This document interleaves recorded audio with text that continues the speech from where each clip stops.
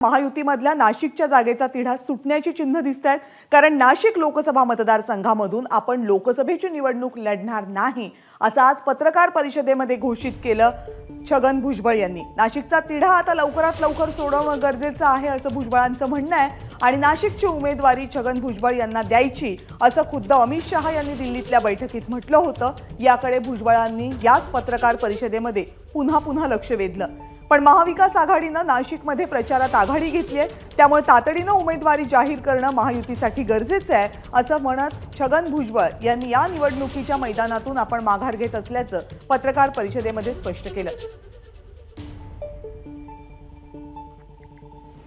आणि नाशिक लोकसभेतून माघार घेण्याबाबत छगन भुजबळ आज पत्रकार परिषदेमध्ये नेमकं काय म्हणाले?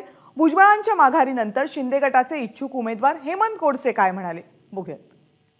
नाशिकच्या जनतेला मित्रांनो सांगू इच्छितो की मी या नाशिकच्या उमेदवारीच्या संदर्भात पूर्णपणे माघार घेतलेली आहे।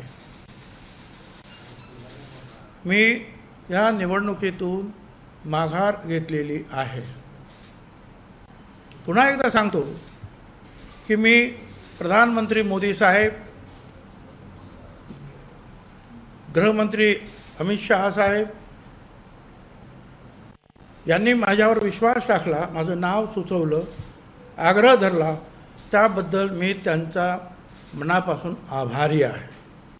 त्यांना केंद्रीय मंत्री अमित शहा यांच्याकडून आग्रह धरला जात होता की भुजबळ साहेबांनीच त्या ठिकाणी नाशिकवरती लढावं, परंतु वेळ देखील अतिशय कमी आहे। म्हणजे आज 19 तारीख, पुढच्या 20 तारखेला मतदान आहे आणि म्हणून या कमी कालावधीमध्ये इतक्या लोकांपर्यंत पोहोचणं निश्चित एक तारेवरची कसरत आहे आणि म्हणून मला असं वाटतं की त्यांनी योग्य वेळी योग्य निर्णय घेतला, कारण तो आणखीन प्रलंबित राहिला असता तर कदाचित सर्वांनाच त्याची अडचण झाली असती। किती दिवसात जागेची घोषणा असं वाटतं? तिढा मला असं वाटतं की आज उद्यापर्यंत निश्चित घोषणा होईल। एबीपी माझा, उघडा डोळे बघा नीट।